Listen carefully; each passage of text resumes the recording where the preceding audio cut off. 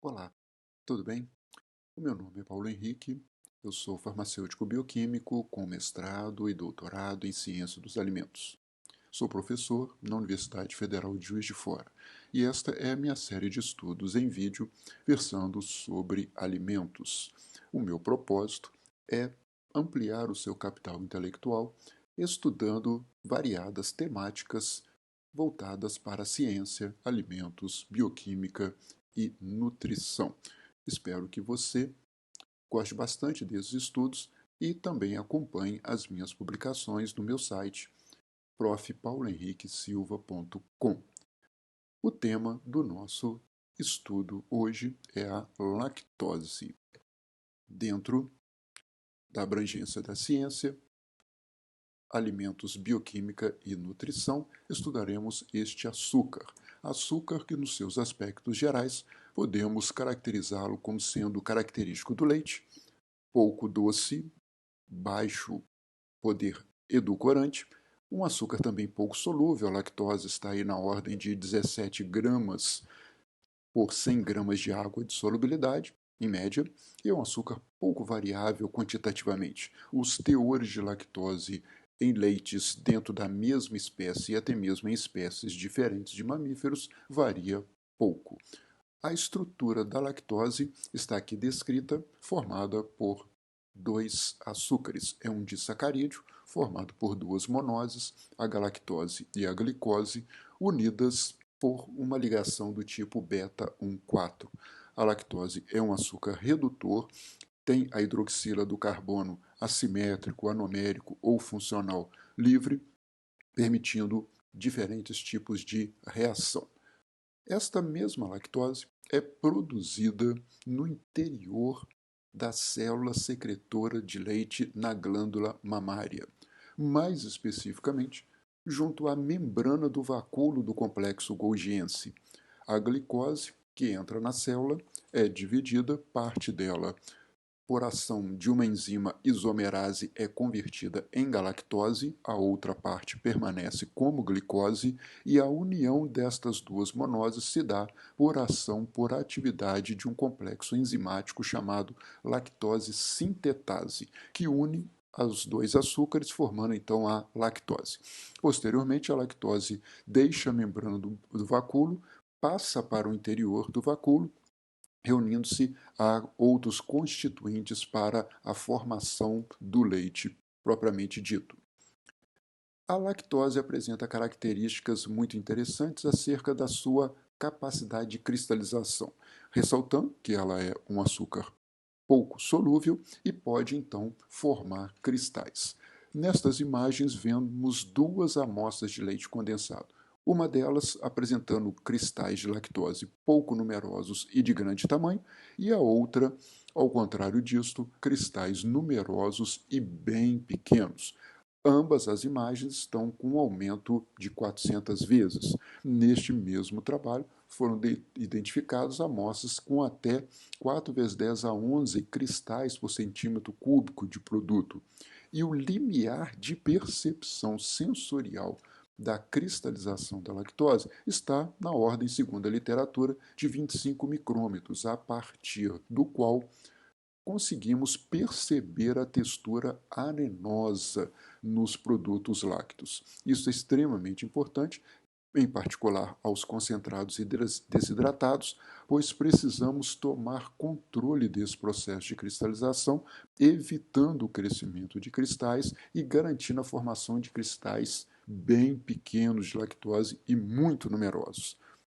A cristalização da lactose se dá em duas etapas: uma nucleação inicial, seguida da segunda etapa, o crescimento dos cristais, e as formas de controle dentro do ambiente industrial são várias, como controle de rotação, controle de tempo, de temperatura, também aumento de viscosidade, bem como a nucleação induzida ou secundária, mediante a semeadura de pequenos cristais de lactose que atuarão como núcleos numerosos, favorecendo a formação de pequenos cristais e de grande número. Este é um tema muito interessante de estudo para a lactose, bem como a mutarrotação, que está associada com o processo de cristalização.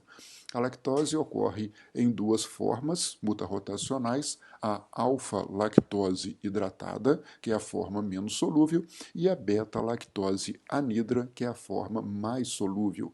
Para diferenciarmos estas formas, observamos aqui a hidroxila ligada ao carbono anomérico assimétrico. No caso da forma alfa, a hidroxila está voltada para baixo e na forma beta, a hidroxila está voltada para cima. Estas duas formas mutarrotacionais podem coexistir, como também uma estrutura intermediária, vítrea ou amorfa. Controlar o processo mutarrotacional é um grande desafio tecnológico. Se observarmos agora uma outra propriedade, que é a produção de ácido lático a partir da lactose durante os processos fermentativos, veremos que a lactose, sendo hidrolisada por enzimas microbianas, em especial, formam a glicose e a galactose. De cada mol de glicose são formados 2 mols de ácido lático, de igual maneira em relação à galactose. Portanto, de cada mol de lactose fermentada, teremos, ao final, 4 mols de ácido lático. Isto é relevante no controle da qualidade do leite, bem como dos produtos lácteos fermentados, inclusive produtos como os queijos, em que o processo de fermentação é importante para obter as características tecnofuncionais, controlar, por exemplo, o teor de cálcio solúvel em uma fermentação de mussarela ou de queijo para pizza. Estudarmos a acidez desenvolvida durante a fermentação é bastante relevante, vale a pena nos aprofundarmos nisso. Sobre as reações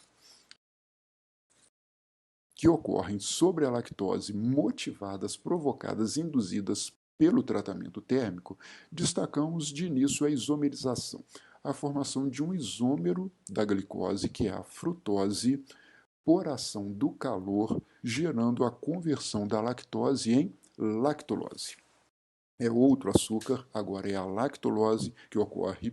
Essa lactulose tem um papel importante como fator de estímulo ao desenvolvimento de bifidobactérias, mas a lactulose também pode ser entendida como um indicador de severidade de tratamento térmico. Quanto mais intenso, mais prolongado e alto for o tratamento térmico a que o leite e os produtos lácteos sejam submetidos, maior será o teor de lactulose.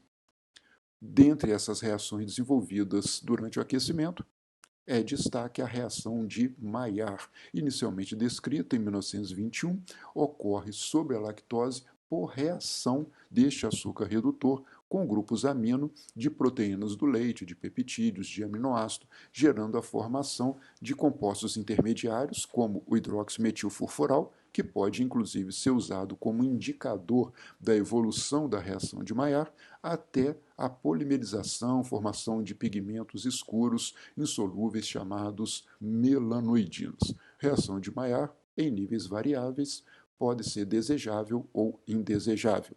É um tema tão expressivo que vamos dedicar um dos próximos estudos especificamente para o estudo da reação de Maillard.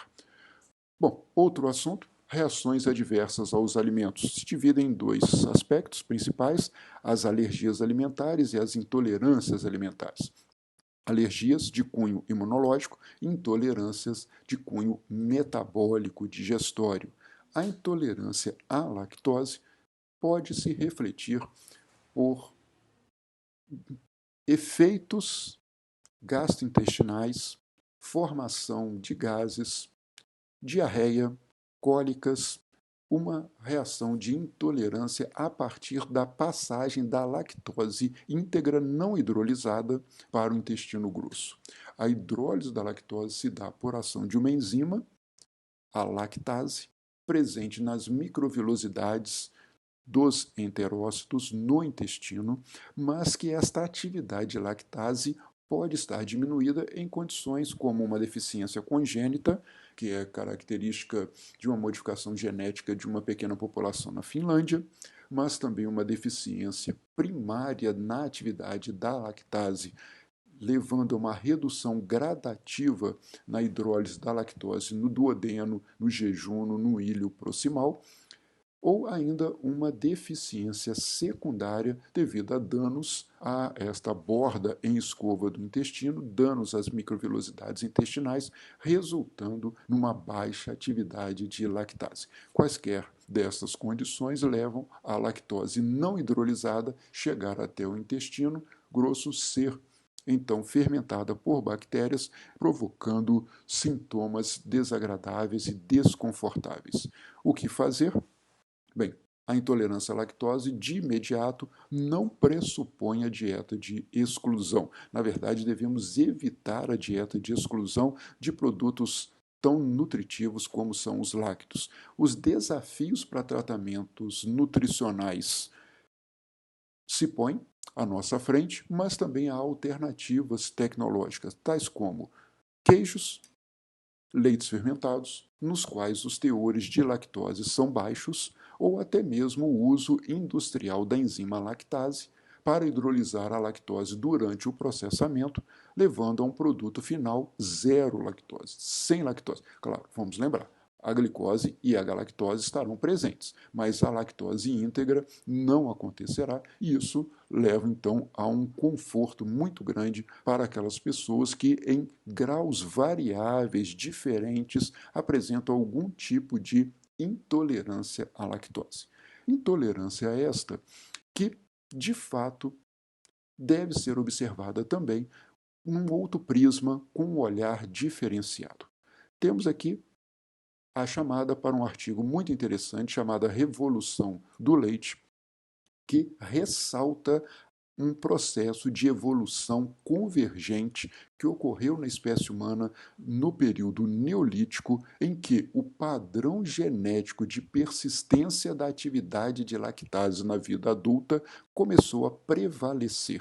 E com isto, aquelas populações que continham indivíduos com persistência da lactase desenvolveram-se mais rápido, obtiveram compostos nutricionais a partir do leite durante toda a sua vida, socializaram e tiveram também um aporte econômico maior. Até hoje, esse padrão genético de persistência da atividade de lactase ocorre e nós devemos considerar como sendo uma evolução importante para a nossa espécie e termos a lactose como um açúcar relevante não só do ponto de vista tecnológico, mas também do ponto de vista nutricional, associado também a fatores como o cálcio e a peptídeos bioativos.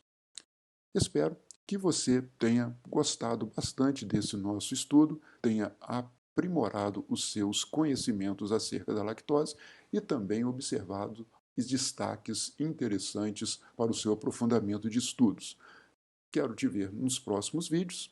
Espero que você curta, compartilhe, comente e também acompanhe novas publicações, não só aqui no canal, mas também no meu site e no meu Instagram. Muito obrigado, um abraço, até breve.